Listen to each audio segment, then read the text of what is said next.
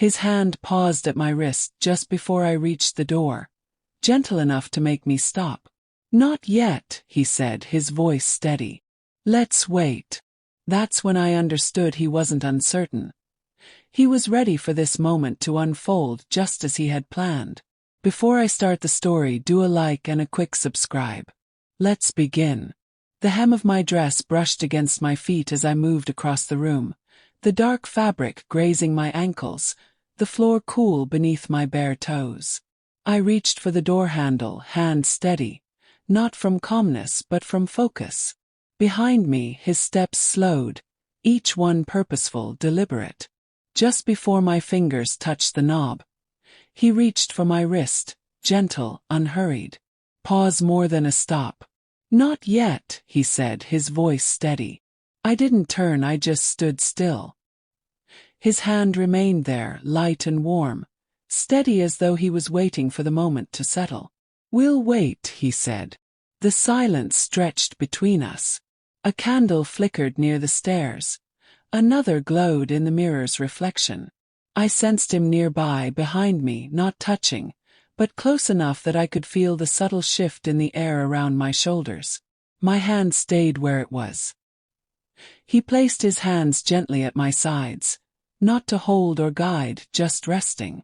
The warmth of his fingers spread through the fabric. I breathed out softly through my nose. There was a shift beyond the door, faint, like a change in the stillness itself. My hand moved slightly, and he stayed with me, neither holding nor urging, just present. We remained like that. The candlelight swayed gently across the floor. Then came the sound, 3 soft taps against the wood, spaced, deliberate. He eased his hand away and leaned closer, speaking just near my ear, not with force but with calm. "Now," he said, and then he stepped back. I opened the door slowly. 2 figures stood just beyond it, both quiet, composed. One was slightly taller, posture relaxed, the other holding a small bundle in his hands, like a folded coat or scarf. Their eyes met mine briefly, neither startled nor expectant, just present. Behind me, I felt the shift of air as the hallway light flickered gently against the walls. The fabric of my dress brushed the frame as I stepped back, giving them room. They entered without speaking. My husband remained behind me. I didn't turn, but I could sense him, steady, grounded. The door clicked shut behind us, the soft sound of the lock turning more familiar than final. One of the guests offered his hand. I realized I was still holding my coat loosely at my side. I passed it to him without thinking. He folded it carefully over his arm and nodded once. No words exchanged. The second guest held out a glass, thin, clear, faintly chilled. I accepted it by the stem, keeping the balance light. Our hands didn't meet. The room was quiet. Only the candlelight moved. A small flame near the dresser, another by the window. Shadows shifted gently across the floorboards. The space between us was close now, but still comfortable. No one rushed, no one lingered. I raised the glass, not to drink but to pause. The cool rim rested lightly near my lower lip. I didn't sip, just breathed. The weight of the room settled differently now. Not heavy, just quieter than before. I adjusted my footing slightly.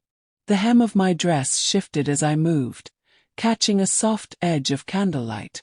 I looked toward my husband. His gaze met mine, observant, calm. He gave a small nod, nothing more.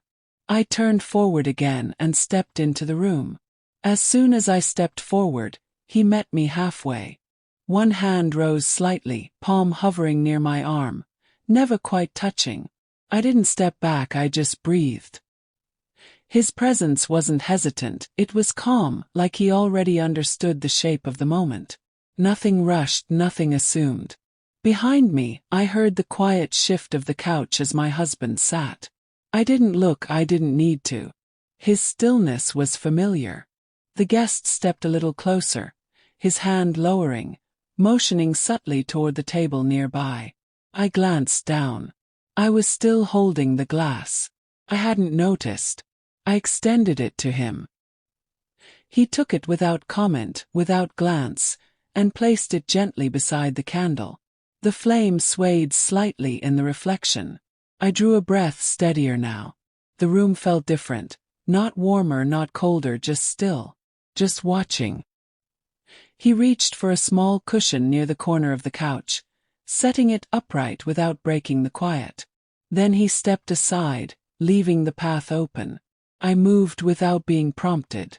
My steps were slow, fabric gliding near my ankles with each shift. I reached the edge of the cushion and sat carefully, posture upright, hands resting lightly in my lap. He remained standing a few steps away. His eyes steady but not fixed. Present, not imposing. The candlelight caught the side of his jacket. His hand moved once, just a slight adjustment at the wrist, then settled again. He didn't speak, neither did I. I looked toward my husband. His expression hadn't changed. Calm, attentive, still. I adjusted my position slightly, one leg curling under the other for balance. The room held the silence without effort. The guest stepped forward once more, not to approach, but to lower himself into a nearby armchair. He sat carefully, hands resting on the arms of the seat, eyes soft, gaze lowered. For the first time, I exhaled slowly, letting the moment stretch. No one moved for a while, and I stayed exactly where I was. The first contact startled me more than it should have, not because it crossed a line, but because of how calmly it happened. One of them adjusted my legs slightly, careful and precise. The other leaned in, smoothing the edge of fabric that had begun to drift near my shoulder. My breath caught, not sharply, but like I'd forgotten how to take the next one. My fingers curled gently into the cushion beside me, anchoring me while everything else felt like it might lift away. Without thinking, I reached sideways for something steady. My hand found the inside of his forearm. He didn't shift. He simply stayed where he was, letting my palm rest against the heat of his skin. I adjusted my posture, not because I meant to, just because the moment seemed to settle deeper. The fabric eased downward on its own, not dragged, not pulled, just coaxed by movement. I hadn't realized how far until the cooler air brushed across my collarbone. One of them stepped back slightly, allowing the folds to find their place again. I let out a breath. Their attention was quiet but full. One lowered beside me, pausing near my legs. The other reached near my shoulder, brushing a loose curl behind my ear. The air between us stayed still. No questions, no expectations. They didn't ask what I wanted, they waited to see if I'd move. And I did. Their hands moved in tandem. One settled near my waist, grounding me. The other traced lightly along my arm, just enough to remind me he was still there. I paused, unsure why, then exhaled again. A hand hovered near my spine, not quite touching. Another circled near my ribs, fingers resting only long enough to feel my next breath begin. My own hands tensed briefly against the rug, but the room itself felt calm, as if nothing around me had moved at all. Then his voice. "Don't stop." It wasn't loud, but it didn't need to be. I looked across the room. He hadn't shifted, hands resting on his knees, gaze held in mine, unblinking, grounded, still. I didn't answer, but I didn't look away. My shoulders eased down slightly, my body leaning more fully into the arms around me. I wasn't being drawn in. I was choosing to remain. And I meant it. One of them moved to support my side more firmly. The other shifted just slightly, folding closer in the quiet. Nothing intense, just connected. Their timing was careful, considerate, like they were listening to something I hadn't said out loud. Each movement blended into the next.